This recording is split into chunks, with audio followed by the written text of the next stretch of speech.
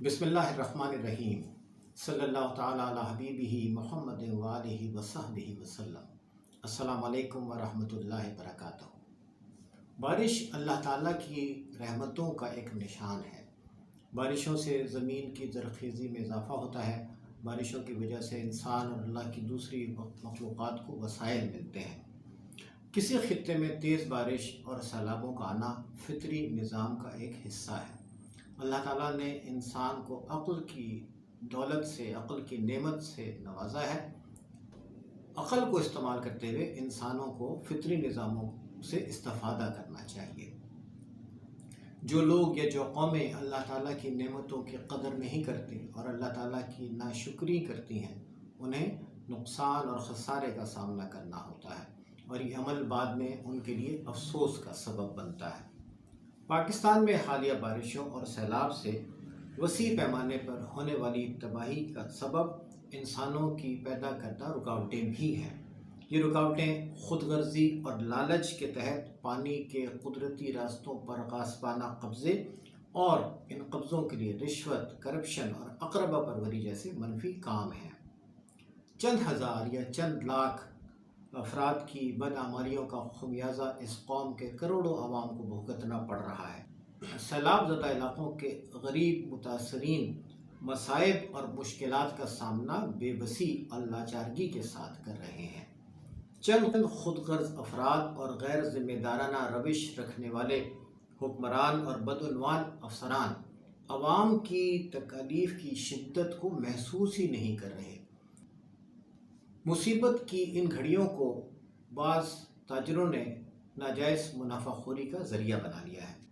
آزمائش کا کٹھن وقت زندہ قوموں کے لیے مثبت تبدیلیوں کا سبب بھی بنتا ہے، لیکن آج ہم دیکھ رہے ہیں کہ اصلاح کی کوششیں تو ایک طرف، بعض طبقات میں اصلاح کی ضرورت کا احساس بھی نظر نہیں آتا۔ کئی بدعنوان افراد کی بدعمالیاں اسی طرح جاری ہیں، بلکہ بعض افراد تو سیلاب کو اپنے لیے دولت کمانے کا ذریعہ سمجھتے ہیں۔ قرآن پاک میں اللہ تعالیٰ کا ارشاد ہے، اور کیا انہیں نظر نہیں آتا کہ یہ لوگ سال میں ایک بار یا دو بار کسی نہ کسی آفت میں پھنستے رہتے ہیں، پھر بھی نہ توبہ کرتے ہیں اور نہ نصیحت قبول کرتے ہیں۔ مشکلات سے بچنے کا ایک مؤثر طریقہ قرآن پاک نے بتایا ہے، اور وہ یہ کہ گزشتہ کوتاہیوں سے توبہ کی جائے، نصیحت قبول کی جائے، اپنی اصلاح کی جائے اور آئندہ غلطی اور بدعملیوں سے بچنے کی بھرپور کوشش کی جائے۔ اللہ تعالیٰ کا ارشاد ہے، جن لوگوں نے نادانی میں برے کام کیے پھر توبہ کر لی اور اپنی اصلاح بھی کر لی، ان کے لیے آپ کا رب بہت غفور رحیم ہے۔ موجودہ حالات میں ہمیں یعنی عوام و خواص کو مل کر اجتماعی توبہ کرنے کی اور ہم سب کو اپنی اصلاح کے لیے سچے دل سے کوششیں کرنے کی ضرورت ہے۔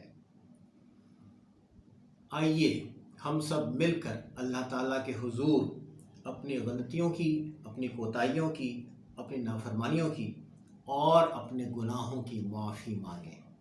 اللہ تعالیٰ کی دی ہوئی عقل کو اجتماعی مفاد کے لیے استعمال میں لاتے ہوئے اللہ کی رحمتوں کو، اللہ کی نعمتوں کو بہتر طور پر استعمال کرنے کے لیے درست انداز میں منصوبہ بندی کریں۔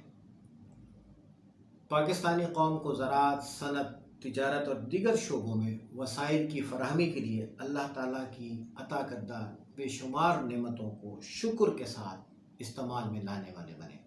آمین یا رب العالمین۔